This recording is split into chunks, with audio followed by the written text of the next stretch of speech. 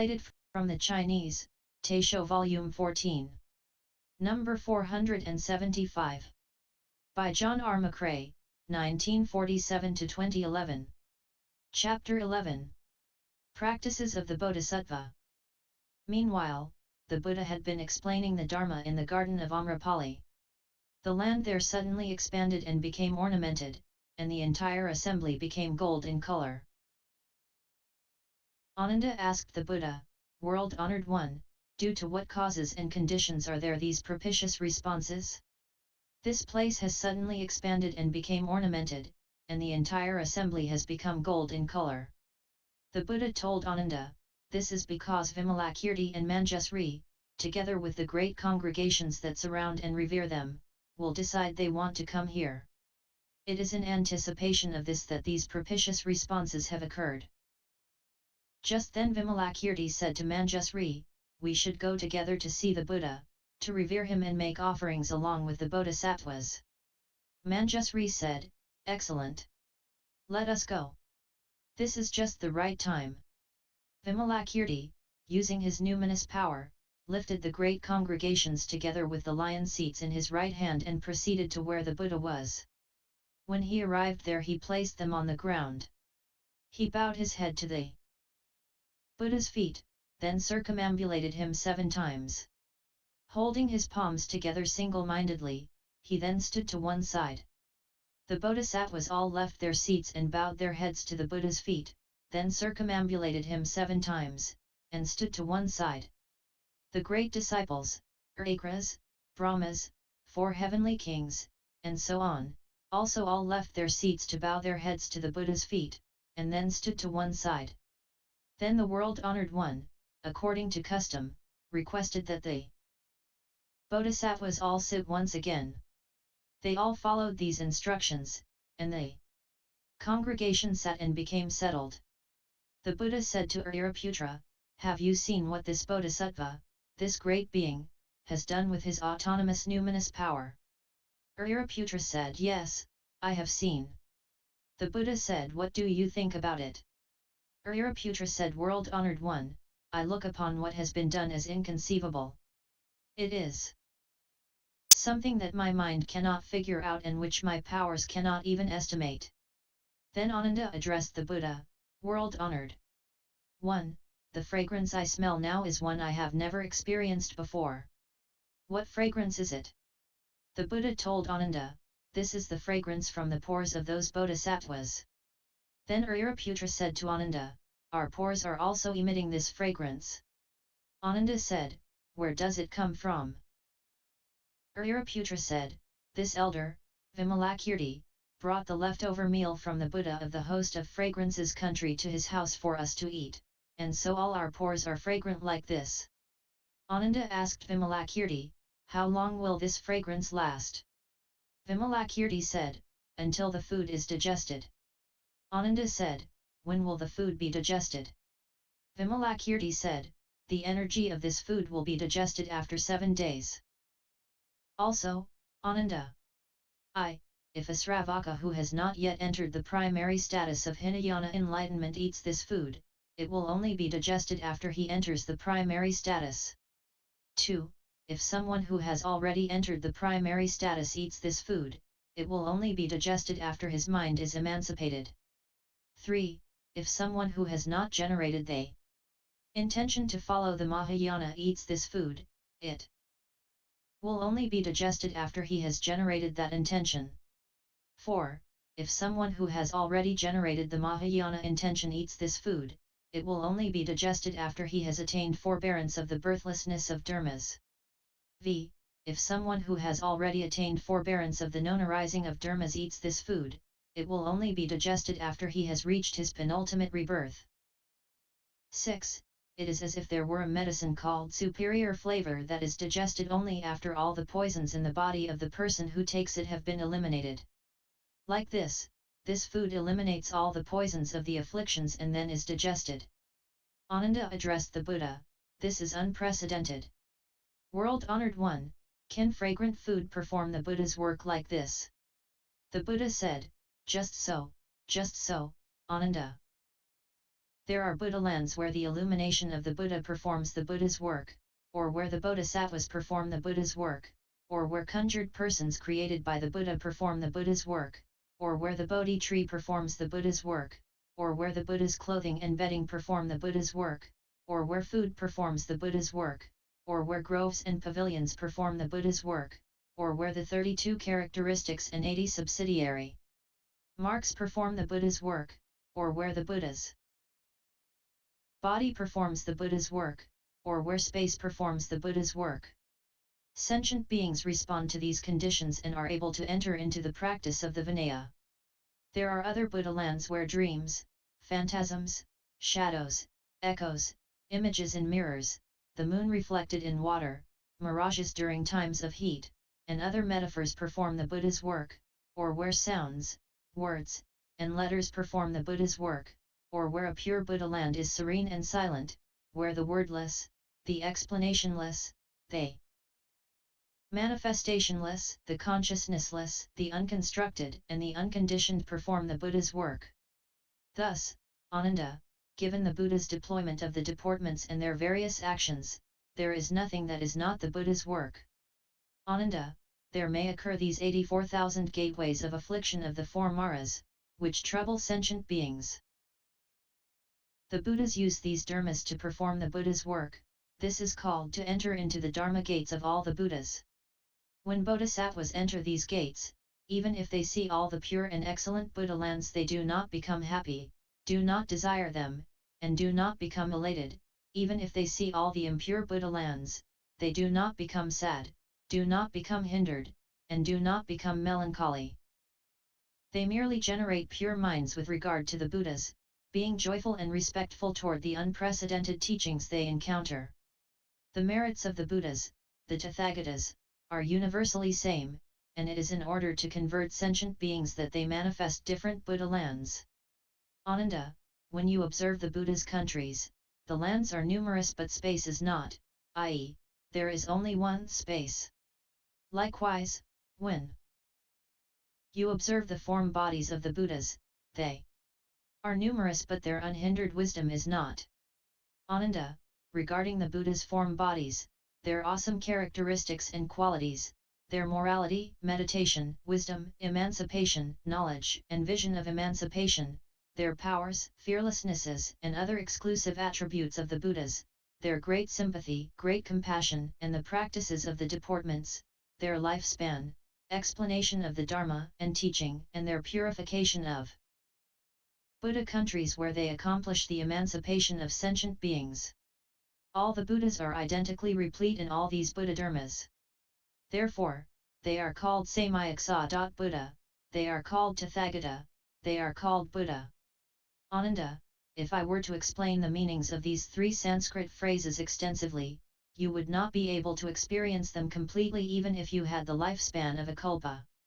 Even if all the sentient beings in the Trimagakaliyo cosm were like Ananda, paramount in erudition, and retained them mindfully with dharani, and even if they had lifespans of a kalpa, they would not be able to experience them completely. Thus it is, Ananda, that the anuttara samyaksaṃbodhi of the Buddhas is limitless, and their wisdom and eloquence is inconceivable. Ananda addressed the Buddha, "From now on I will not be able to consider myself erudite." The Buddha told Ananda, "Do not become discouraged. Why? I have explained that you are the most erudite among the Sravakas. I did not say among the Bodhisattvas. But stop, Ananda. The wise should not attempt to evaluate the Bodhisattvas. How could the total depth of the ocean be calculated? All the merits of the Bodhisattva's meditation, wisdom, dharani, and eloquence are immeasurable. Ananda, you Sravakas have forsaken the practices of the Bodhisattva. The power of numinous penetration that Vimalakīrti has manifested on this one occasion would be impossible for Sravakas or Pratyeka Buddhas to do. By their powers of transformation even in 100,000 kalpas. At that time the Bodhisattvas who had come from the host of fragrances world held their palms together and addressed the Buddha, "World-honored one, when we first saw this land we generated the concept of its inferiority. Now we are ashamed of ourselves and have abandoned this attitude. Why? The skillful means of the Buddhas are inconceivable. In order to save sentient beings, they manifest different Buddha countries in accordance with the responses of sentient beings. Please, O world-honored one, bestow upon us a bit of your Dharma as we return to the other world, so that we might remember you. The Buddha told the Bodhisattvas, you should learn the teaching of the emancipation of the exhaustible and inexhaustible. What is the exhaustible? It is the conditioned dharmas. What is the inexhaustible? It is the unconditioned dharmas. If you are bodhisattvas, you should neither exhaust the conditioned nor abide in the unconditioned. What is it not to exhaust the conditioned? It is neither to transcend great sympathy nor to forsake great compassion, to profoundly generate the aspiration to achieve omniscience and never forget it even momentarily. It is to teach sentient beings without ever becoming tired, to be constantly mindful of following the teaching of the four attractions. It is to defend the cor-rect Dharma without fear for one's own life, to plant good roots without becoming fatigued. It is for one's intent to always be on peaceful abiding and one's skillful means rededicated to anuttara samyaksaṃbodhi. It is to seek the Dharma without tiring and explain the Dharma without parsimony, and to energetically make offerings to the Buddhas. By doing so one will enter samsara without fear, be without sadness or joy regarding the various honors and disgraces, not belittle the unlearned and revere the learned as if they are Buddhas, cause those who have fallen into the afflictions to generate correct mindfulness, distantly transcend pleasure and not consider it valuable, not be attached to one's own pleasure yet celebrate the pleasure of others, have the concept that being in the dhyanas is like being in the hells, and have the concept that being in samsara is like being in a garden or pavilion. One will have the concept that seeing one coming to make a request is like seeing an excellent teacher, have the concept that to forsake one's various possessions is to be replete in omniscience, have the concept that to see transgressors is to generate salvific protection, have the concept of the paramitas, perfections, being one's parents, and have the concept of the 37 factors of enlightenment being one's subordinates. One's generation of practices and planting of good roots will be limitless. One will create one's own Buddha land with the various ornamentations of the pure countries of different Buddhas. Practicing limitless charity, one will become replete in the 32 primary characteristics and 80 subsidiary marks. Eliminating all evil. One will purify one's body, speech, and mind. Being born and dying for countless kalpas, one will remain courageous throughout. Hearing of the immeasurable merits and intention of the Buddhas, one will never become tired. With the sword of wisdom one will destroy the bandits of the afflictions, and one will emerge from the skandhas, realms, dadas, and entrances, ayatanas. One will bear the burden of sentient beings and always make them become emancipated. With great exertion one will subjugate the armies of Mara. One will always seek the practice of wisdom of the real characteristic of no mindfulness. One will know satisfaction through minimal desire regarding the worldly dharmas. One will seek the supramundane dharmas without tiring. Yet one will be able to accord with the profane, without either forsaking the worldly dharmas or breaking the deportments. One will generate the sagacity of numinous penetration and entice sentient beings to salvation. One will not forget what one has heard through the dharani of Mori. One will discriminate well between those of the various capacities and eliminate the doubts of sentient beings. One will expound upon the Dharma without hindrance, taking pleasure in one's eloquence. One will be pure in carrying out the 10 types of good and experience the blessing of gods and humans. One will cultivate the 4 unlimiteds and open up the path to the Brahma heavens. One will exhort and request others to explain the Dharma, and be accordingly joyous in praising its excellence. Attaining the Buddha's voice, one will be good in acts of body, speech, and mind. Attaining the deportments of the Buddha, one will profoundly cultivate the good qualities, with one's practice becoming increasingly excellent. With the Mahayana teaching, one will become a Bodhisattva monk. Without mental laxity, one will not fail in the host of goods. Practicing a Dharma such as this, one is called a bodhisattva who does not exhaust the conditioned. What is a bodhisattva who does not abide in the unconditioned? It is to cultivate the emancipation of the empty without taking the empty as one's realization. It is to cultivate the emancipations of signlessness and wishlessness without taking the signless and the wishless as one's realization. It is to cultivate non-activation without taking non-activation as one's realization.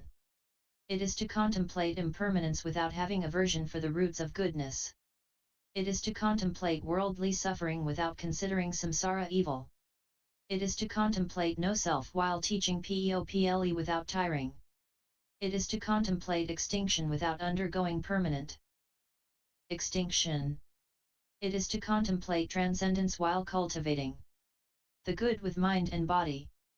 It is to contemplate the absence of any refuge while going for refuge in the dharmas of goodness. It is to contemplate the birthless, yet to bear the burden for all sentient beings using the dharmas of birth. It is to contemplate the flawless, yet not eliminate the flaws. It is to contemplate the absence of any practice, yet to teach sentient beings using the dharmas of practice. It is to contemplate emptiness and non-existence, yet not to forsake great compassion. It is to contemplate the position of the correct Dharma, yet not to follow the Hinayana. It is to contemplate the empty falsity of the dharmas, which are without solidity, without selfhood, without subject, and without characteristic.